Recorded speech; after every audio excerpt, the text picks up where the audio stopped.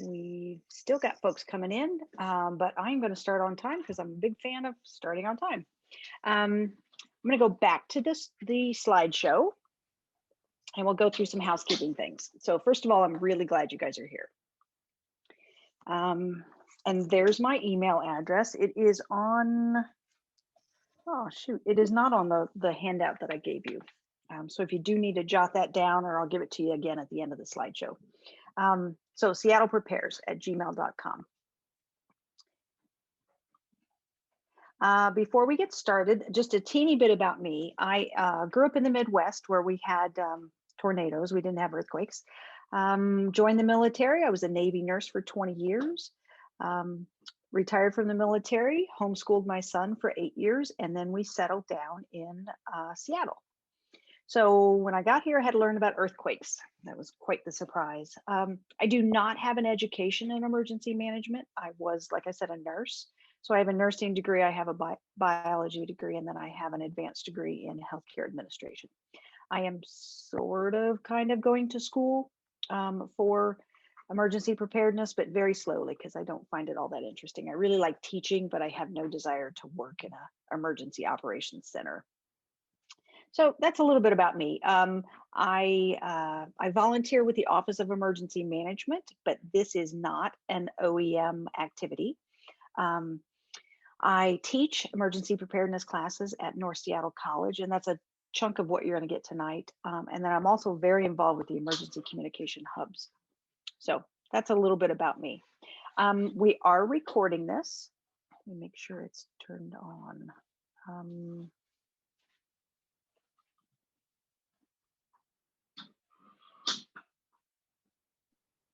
Sorry.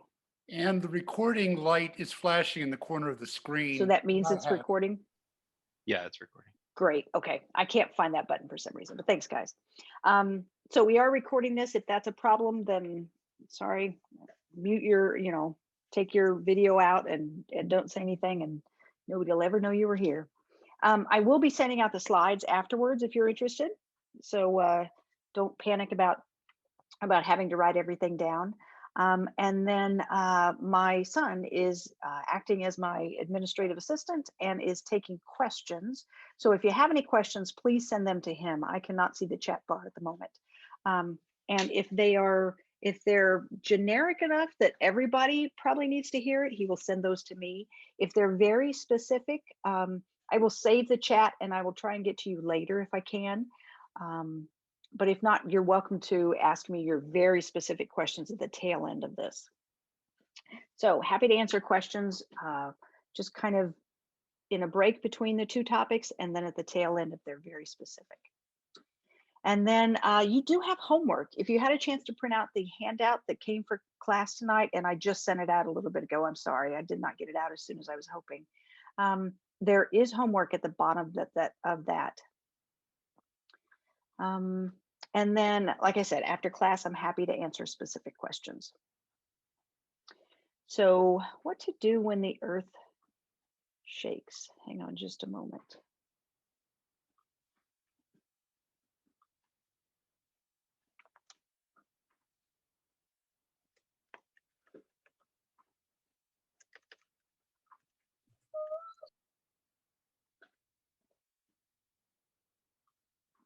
Sorry about that. So Gray is shared as the questions person in the chat.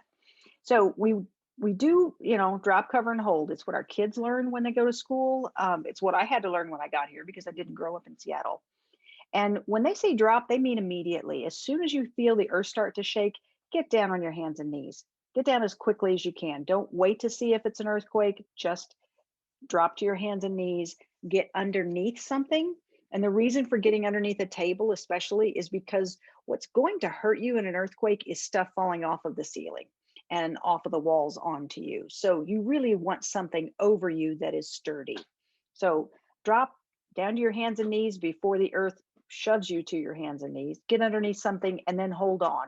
And the reason you hold on is that as that table bounces, you want to make sure you're bouncing with it. So drop, cover, and hold on. Really simple message. Do not run. It makes me crazy when there's small earthquakes down in California and folks run out of their building screaming, and then the news media reports that that's what they did, and nobody corrects them, that that's like the worst thing on earth you can do in an earthquake is run screaming out of the building. So do not run. Really, really bad idea for many reasons. And we'll get into that a little bit later. And then a couple myths that I want to dispel. Doorways are not a safer place to be. That's based on a very different type of architecture, and that does not apply up here. So do not get to a doorway if the earth starts shaking, because A, it's not any stronger, and B, there's a door swinging back and forth, which may either clock you in the back of the head or pinch your fingers in the hinges. So doorways are not a good place to go. And then there was a myth that was around for a long time called the triangle of life. And I won't even go into it. I'm just here to say it is not right. They have disproven that. It is not in your best interest to get next to a table.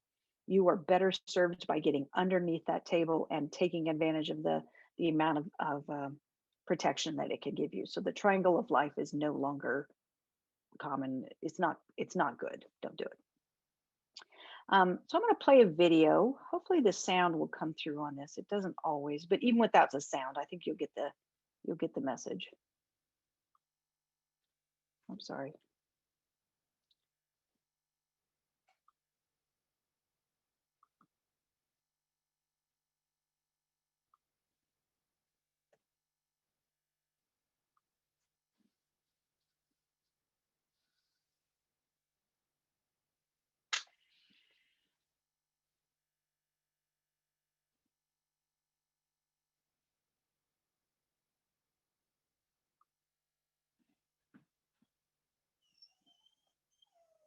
I'm going to play that again. I don't think it came through. No, we're seeing the presenter view, man. We don't see the presentation.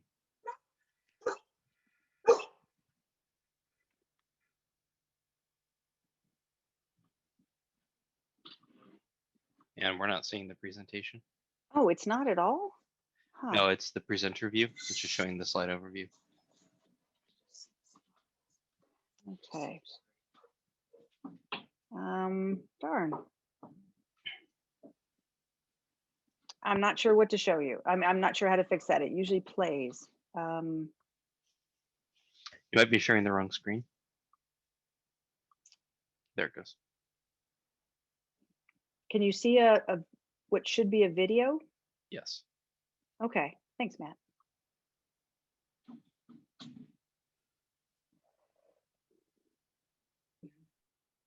Oh.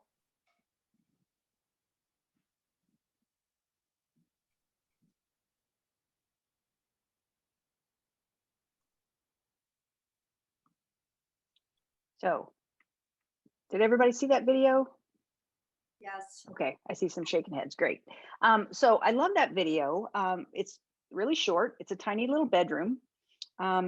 And you see what happens during an earthquake. Everything comes off the walls and, down from the ceiling and falls on you. And we spend a third of our lives in bed.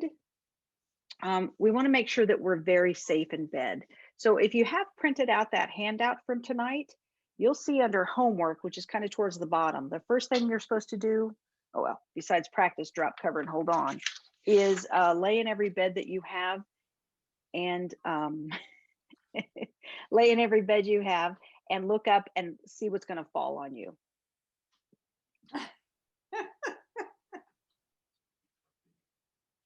No. So, so we're going to talk about how to ride out an earthquake in bed. This is the position they want you to take. And when I say this, I mean FEMA. So face down in your bed, pillow over the back of your head, put your hands over your neck and over your head. And you'll see in a lot of these pictures, the hands are over the back of the head, but you really need to protect your neck. Your neck is much more vulnerable than your head is. Your head is a nice hard skull. Your neck does not have any kind of protection. So put your hands there and make sure nothing falls on that. So face down, pillow over the back of your head, hands on the back of your head if you can do it, and just ride it out. Just stay right there. Stay there until the shaking stops. And then you'll see underneath this bed, sort of, are a pair of shoes and a flashlight. And that's on your to-do list, to put those things underneath your bed. And the reason for that is there's a good chance, if it's the middle of the night, that the power has gone out and you won't have any electricity. So you're not going to be able to find anything. It'll just be too dark. So get that flashlight, put it underneath your bed, and then get an old pair of shoes, and nothing fancy. You really want a pair of crappy shoes. They can even be slippers. It doesn't matter. Anything to put on your feet, so when you get out of bed, you don't step on something and cut your feet and start the whole recovery process with an injury. So a pair of shoes under your bed, a light source under your bed. If you can, throw them in some kind of a bag.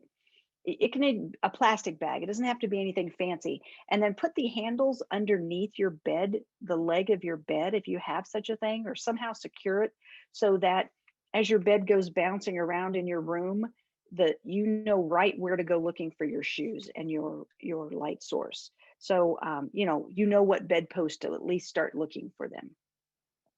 So all this is on your homework list. So that's how you write out an earthquake in bed. And we'll go through a lot of different scenarios that you might find yourself in. So if you're in school, this is what our kids learn, or if you're in an office setting, something like that, you want to move away from the windows. And that's because the windows will probably break. There's a really good chance, depending on how strong the earthquake is. So move away from the windows, drop cover and hold on, protect your neck, and you just stay there until the shaking stops. This person is, if you can see him, he's up against an interior wall. So maybe he was over there closer to the window and he scooched away from that window just to get further away to be a little bit safer. And you can see this is obviously an old office setup, but you can see the phones that are on the tables, the old-fashioned phones, are falling off. So think about that being your cell phone, and your cell phone falling off the table and hitting the ground, and then everything that you have saved in that cell phone is now gone. And we'll talk more about cell phones and how to protect your way of communicating. If there is no table or desk, crawl to an interior wall. And again, you're only trying to crawl away from the windows. There's nothing special about an interior wall. It's not stronger than an outside wall. It's just usually away from the windows. Or if you cannot get down on the ground for some reason, you just want to get lower than anything that you're close to. So the person that's in the the lazy boy chair, they're just trying to get lower than the back of that chair. So if something falls off the ceiling, it'll hit the back of that chair first before it hits them. And then you just hang out until the shaking stops. If you're in a grocery store, tough place to be. There's not a lot of hiding spots, but this is what's recommended. So if you can get next to a grocery cart, that might give you some protection. If you can get beneath clothing racks in a department store, back when we used to shop for clothes, get beneath a clothing rack. Lock your wheelchair wheels if you're in a wheelchair. And then on the bottom right, you can see the parent down here, the guardian, has the child underneath them, if it's a small enough child. And you're just doing what you would probably do naturally, which is just using your body to protect theirs.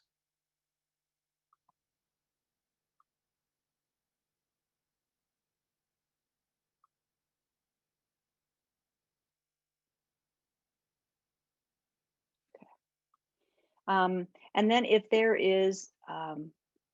in an elevator, what you want to do is press all the buttons, get the elevator stop and pry open the doors. Even if it's halfway between floors, try and get out of the elevator. You are safer in the building than you are in the elevator. And then if you're in a theater, you want to get as low as you can, protect your head and neck. If you're able, I would get even lower than the folks in this theater are. I would get down on the ground and, with the popcorn and the sticky Coke and the jujubes, and just hang out down there. I would get as low as I can. I thought this was a really good picture of a way, this is from a preschool, a video or a slideshow on how to how to protect kids if you're in a daycare setting. So if the kids are young enough, this is what you're going to do: is you just kind of clutch them to your chest, one hand on them, one hand on the table that you're bouncing with. And then if you have just exited a building, like you are really close to the entrance, you want to go back inside as quickly as you can. And the reason for that is all of this stuff that hits the sidewalk. And this is very, very common. Along with glass, there will be a lot of exterior concrete that just falls off.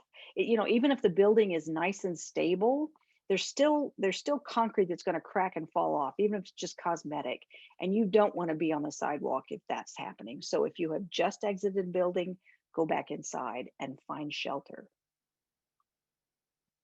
If you're outside, get as low as you can. You really just want to be the smallest thing around. So if anything's blowing around, it doesn't hit you. And then you want to stay away from power lines, buildings, and vehicles. So this is what you do outside. And this is what our kids practice, out on the playground when they're at school. They do the same kinds of drills. If you're driving, we want you to pull over, set the parking brake, avoid overpasses, bridges, and power lines. Power lines are a little tough to avoid, but overpasses are fairly obvious. And again, even if the overpass is nice and sturdy and you could even still drive a car or a truck across, it's the concrete on the bottom of that overpass that's going to crack and fall down. And you just don't want it hitting your car. So scooch out from underneath overpasses. And then this is a really important one because we have a very strong, a potentially really dangerous earthquake fault line off the coast of Washington, so out in the ocean. So this is a two-part one. The first thing you do if there's an earthquake and you're near the shore or beneath a dam is you drop cover and hold on. You need to sit tight, you need to protect your head, protect your neck, and just ride it out. And then as soon as you can, maybe you don't wait till it's completely stopped shaking. As soon as you can walk steadily, you need to stand up and you need to walk quickly / run to high ground or inland as far as you can. And the reason for that is that there is a very strong potential for a tsunami, and you do not want to get hit by a tsunami if you can. So there's two signs that a tsunami is coming. One of them is the ground shakes. If the ground shakes, if you're involved in any kind of an earthquake, as soon as you can, get up and get to higher ground. Don't wait to see if a tsunami is coming. Get moving. The other way to tell if a tsunami is coming, and this could be if the tsunami was in another, way, way far away from us, Alaska, Japan, anything like that, where you never felt the earth shake. But if for some reason the water recedes and goes really low below where you would expect it to go, just having watched the waves for a while, if the water recedes, something strange is going on. Just get up and start running. Leave your crap on the beach, start running. Okay, those are the two signs that a tsunami is coming. Don't wait, please move. And there is no wall of water. It's not like in the movies. A tsunami is really, really small, like 5 or 6 feet tall. It does not look that different from any other wave out there. It is not a 20-foot wall. There's a good chance you will not know it's coming unless you felt the ground shake or the water receded. So don't wait to see this wall of water to get moving. Just get moving. If there is no tsunami and you didn't need to move, oh well, you got out of the way because you're really smart. So that's how you ride out an earthquake if you are near the shore or beneath a dam. I'm going to stop here. I'm going to stop sharing. I don't see anything in the chat, and I haven't heard from Gray, my son. So I'm going to assume everybody's okay with this first part. So we're going to go on to the second part of this talk. And it is the smartphone apps. So technology might be useful in an emergency. We really tell people not to just, not to rely on technology because the chances are it's not going to be there. But there are some things that might be there and they might be useful. So I'm going to share those with you, and I'll tell you what to do with them. And then I'm going to send you off on your way to download them at your convenience. So first, I'm going to talk about a QR code, and I'm hoping most of you know what a QR code is. But if you don't, this is called a quick release. I forget what it stands for, but there's a lot of information in this little black and white square. And if you put the camera on your phone or on your tablet up to that square, it should take you to a website or a YouTube video or an email address or something. So if you don't have a QR code reader on your phone or device, then sorry, if you don't have one of those, you might want to install it before you go and try and download all these apps, because I did use a lot of QR codes. So the first one is the American Red Cross alert system. You have to have your location. It has to be able to know where you are on your phone, and some people are a little leery of that. So I have mine on, but that's just me. The American Red Cross and the FEMA alert system, both of them need to know where you are. So your GPS kind of location finding things need to be on. Otherwise, they don't work. They don't know that you're vacationing in Hawaii and there's a flash flood coming. They don't know that you're, I don't know, wherever. So they really need to know where you are. So these depend on you having the app downloaded and you sharing your location with them. And you obviously need to have internet access. So let me share a couple more. These are both really good in emergencies. The one on the left is called Pulsepoint. They're both Pulsepoint. The one on the left, the red one, tells you that someone near you is having an emergency, is having a cardiac emergency, more than likely, and alerts you that they need your help.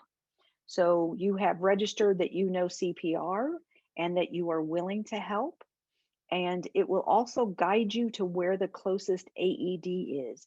And that's the machine you put on somebody's chest, you press a couple buttons, you step back, and it shocks the patient for you if they need to be shocked, if the heart rhythm they have would be amenable to shocking.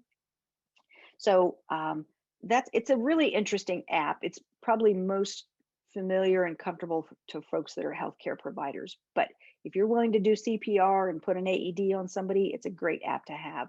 And then the one on the right, the orange one, is also Pulsepoint, but that's the way that the system finds out where these AEDs are.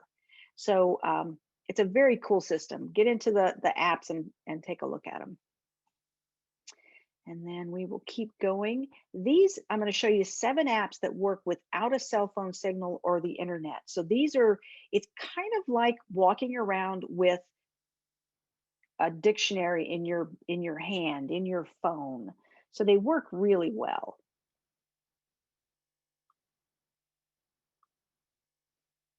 So the American Red Cross, their first aid and their pet first aid, those work even if you don't have a cell phone signal. Oh, quick response code, thank you. WebMD, and this one is a basic it's not wilderness survival. It's just a survival guide. I don't think it's meant for the wilderness. I was trying to stay away from those because if you're out in the wilderness, you probably know what you're doing.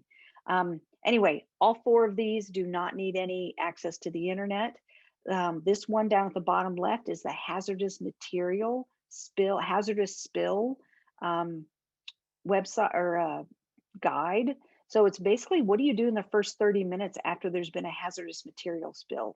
Really, really impressive. You know, you're on the highway and a semi truck, 5 vehicles in front of you crashes and there's some weird fluid coming out of it. This may help you figure out what to do.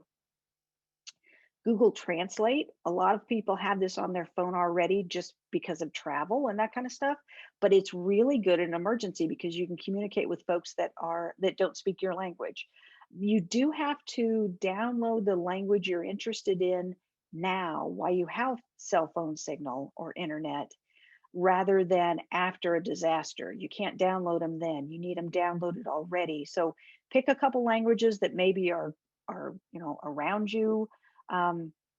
folks around you that speak that language, download that language, and then it'll be there when you need it, even if you don't have a cell signal or access to the internet. And then a knot tying. That's also another one that I suggest, and I gave you a couple examples of ones to download. There's a million different knot tying things there. I couldn't find an app that had like, the 6 or 7 you need to survive. These, have 130 or something. But anyway, it's something to carry around in your phone, and hopefully you'll never need it, but you might. So again, those are all available without cell phone signal or the internet. And I will show you how to get to a video at the tail end of this talk where you can go and download all of these for yourself. So no need to write anything down. Alert Seattle and Alert King County. I really want to emphasize that you need to download these if you don't have them already. They are both really, really good sources of information, especially if you live here in Seattle. I know Alert Seattle, this is how they're going to share information as soon as they have the ability to text or to send out information. This is how they will get us information, and it'll be big things like this hospital is closed, this bridge is open, this bridge is down, we need you to boil water for until you hear from us again. It's big information that they will be sending out on these systems. So again, they need what internet access. These don't work with if there's no, if all the cell phone towers are down. So, but sign up for Alert Seattle and Alert King County, and make sure that you get that information when you need it. And they're very customizable. You can hear about exactly what you want to hear about and in the manner you want to hear it. So you can get a text, you can get a cell phone call, or you can get an email. So very customizable. They're very cool systems. And then the last one we'll talk about is Smart 911. It's not exactly an emergency for, an earthquake, but it's a great app to have. It's not an app. It is a website that you go to. You put in the information that you are comfortable sharing. And then if you ever had to call 911, the 911 operator and the EMT driving to your house both have access to the information in this app, in this website that you put in there. So, I have a deadly allergy to penicillin, or I have COPD, or I'm a really out of control diabetic.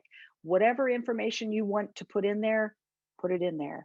I have a fierce dog who, looks really fierce, but is a real puppy. Don't worry about coming in. So that kind of information, you can put that in this website. And like I said, first responders driving up to your house will have this information. And yeah, all of these are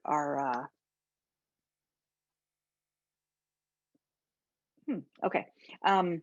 All of these apps are free, almost all of them, I think. And then this is the YouTube site that I'm sending you to. The link is on the handout, and it goes through all of these apps. It goes through at a kind of a moderate to slow pace. There is no talking, so it's not your speakers that are not working. It's just kind of a slideshow, and it has the QR codes on there so you can download them as you go along. You can pause the video if I'm going too slow. You can speed it up if I'm going too fast. So that's where you'll get all these smartphone apps, and you'll get access to Alert Seattle, Alert King County, and Smart 911 as well. There's quite a few folks on the phone that are on this call that I know are involved in promoting stuff to their neighbors, or maybe maybe you're a block watch captain or something like that, or you have lots of friends and family in the area.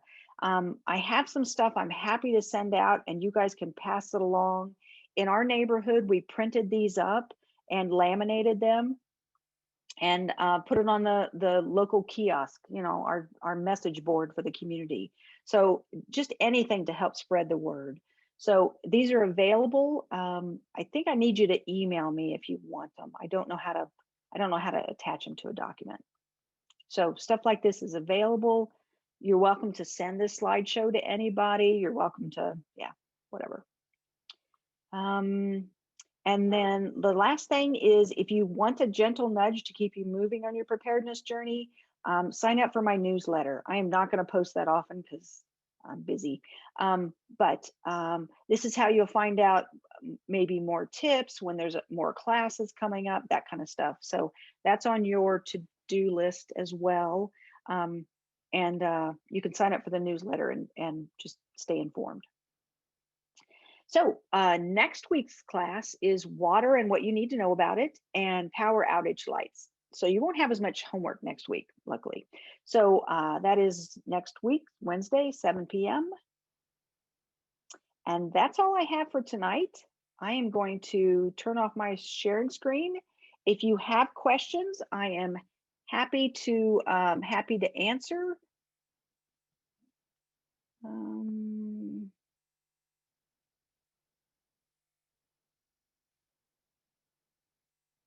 I'm going to let you guys, let's see. I think you can all unmute yourself. Oops, sorry. So if you have a question, just speak up, because I'm not hearing, I'm not seeing a lot of questions in the chat. So happy to chat. Hi, this is Jean. Oh. Sorry, we'll have to do this a little bit different. Raise your hand and I'll get to them that way. So Julie Weisbach, I saw your hand first. You said there was some email address or something that would help you get to all these websites. I don't want video. Yes. I don't see it. I made up a handout and I sent it out on email just about an hour or so before class. I've got that. Okay. So actually it doesn't really help to print, but if you go to that document online, anything that's underlined will take you somewhere else, will take you to a website that I wanted you to go to. Well, like in bed is underlined. I don't understand. Oh, no, not in bed, but see where it says smartphone apps and it says download here? Yeah. Yeah, so download here. Yeah. If you clicked on that, it would take you to a video where you can download those apps. Okay. I see. And the other thing I wanted to say is my daughter was in a really super big earthquake in California in the early 90s, and she was thrown right out of bed. Right. Just right out of bed. That does not surprise me at all. Yeah. And then you were talking about water and tsunamis, etc. We live on a houseboat on Lake Union. That's water. Right. We have experienced a tsunami, if you will, where our dock bounced up and down, really big. I bet, yeah. Does that mean that water on the shores would be affected? Yes. On yes. the shores of Lake Union? Yes. It's called a seiche. There's another way to pronounce it. Yeah. Julie, I can stay and we can talk more about this. Okay. About, what happens to bodies of water, not the ocean, but bodies of water during a tsunami or after an earthquake. But let me get to Mary's question. Sure. My question is about, before I've always heard protect your back, because your spinal cord is really important. And I've seen all your pictures and you're talking about protecting your head and your neck, but the pictures don't show the person like putting their back against the wall. I'm wondering if that's a change. I would say that's a change. I've never seen anything that's on how to protect your back, but the only thing I can think you would do would be to sit up against the wall, and then the topmost thing that could get hit by something falling is your head, and you don't want that. So protect your neck and then get under furniture. That should protect your back. Thank you. Okay. And then Jean, you had a question. Yes. Actually, I was wondering about the spine as well. That brought up another question, because I would think instead of laying flat in bed, we would curl up into a ball and expose our back, but hide our neck and head. Is that not correct? It's not, and I don't know much more other than that's what FEMA suggests. I think if you were balled up, you're higher than the rest of the bed, and I think it just makes you more of a target than laying flat. Okay, thank you. My question is there a way to sign up for all these classes at one time? I was only able to sign up for this one. We If have you to go s- in individually? No, if you signed up for this one, you're signed up for all of them. Okay, great. Thank Yeah, you. and it'll be the same link for all classes. Oh, fantastic. Okay, great. Thank you. Okay, sure. And then Jean Cummings. Oh, sorry, that was me talking. I Oh, might that have was you. taken someone Okay. else's. No, you're fine. Louise, go ahead. Louise, I can't hear you. Okay, I just said that. I'm unmuted now. Thanks. How do you keep little kids in another room in bed in an Yeah, earthquake when that's not what they're going to want to do at all? I know. There's no, I They're got going to come. nothing. They're Yeah. just going Maybe if they're old enough, you could get through to them, and you'd have to practice with them. to, yeah, I guess that's true. Say, and make a big deal of putting their shoes under the bed. Make that a really, really big, strong message. Your shoes are under this bed because if you get out of bed, you're going to cut your feet. I promise you, I will be there as soon as I can. Yeah. So, and it's as soon as the earthquake's over, if you're a parent of a young kid, you just start screaming, stay in your bed. I'll be right there. Stay in your bed. I'll be right there. And just scream, and maybe they'll stay there. But other than tying them in bed, I got nothing. Make a big deal of Practicing those sounds like shoes. good because there's like a little muscle memory going on. So Yeah, that's exactly. The drop, cover, and hold on. If I thought I could do it, I would make everybody here practice, because you're only going to do it well and quickly and without thinking if you do it a lot, and it just becomes muscle memory. But I have no faith that I would I get think through this. most of the public currently thinks you need to exit a building. I know. It And makes I me don't know why crazy. that message is out there, but it is, I think. Yeah. When people in California run screaming out of their building, and the anchor man, anchor woman doesn't correct them, I just want to scream. Maybe we Oh, could well. talk to some of the local television channels about, since the mayor's kind of pushing to say, here's some things to think about, folks. I like it. I 'Cause like it. your instinct is to run. That's a Yeah. totally, It Yeah. is. Yeah. But it's the absolute wrong thing to do. And man, leaving a building and getting hit by all that stuff falling off. yeah, Oh, such a bad thing. yeah. All right. Any other questions? Okay. Thank you, Ann. 37 minutes. All right. Good I'll see you job. next week. Okay, take care. Bye-bye. All right, Bye-bye. thank you. Bye.